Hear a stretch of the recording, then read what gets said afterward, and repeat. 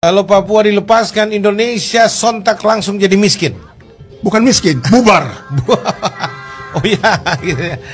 Dan itu akan memberi peluang kepada Aceh.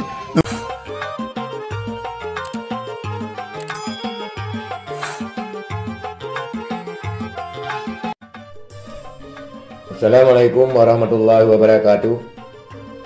Alhamdulillah saudara-saudara sekalian, itulah tadi cuplikan video daripada sebuah sumber dari Snack Video, saudara-saudara sekalian, di mana apabila Papua dilepas oleh pemerintah Indonesia ataupun Papua merdeka, maka Indonesia akan bubar.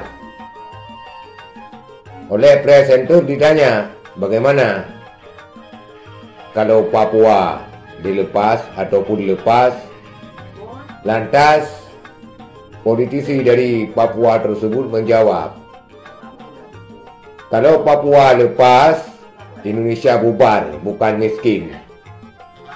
Kenapa demikian? Karena akan menyusul juga Aceh dan daerah-daerah penghasil lain yang ada di Indonesia.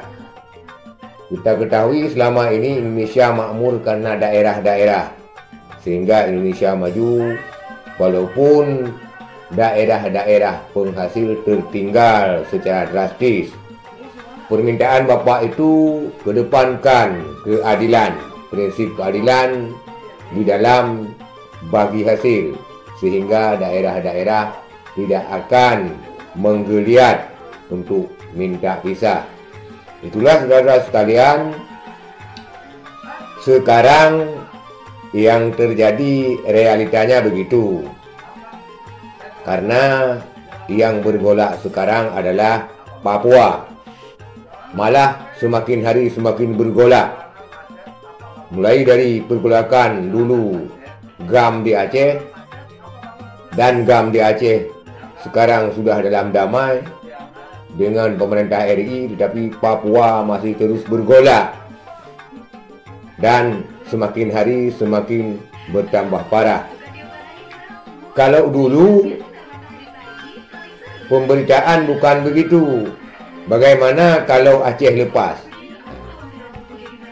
Kalau dulu dikedepankan Aceh nomor 1, karena kekuatan daripada militer gerakan Aceh Merdeka itu lebih kuat daripada organisasi Papua Merdeka.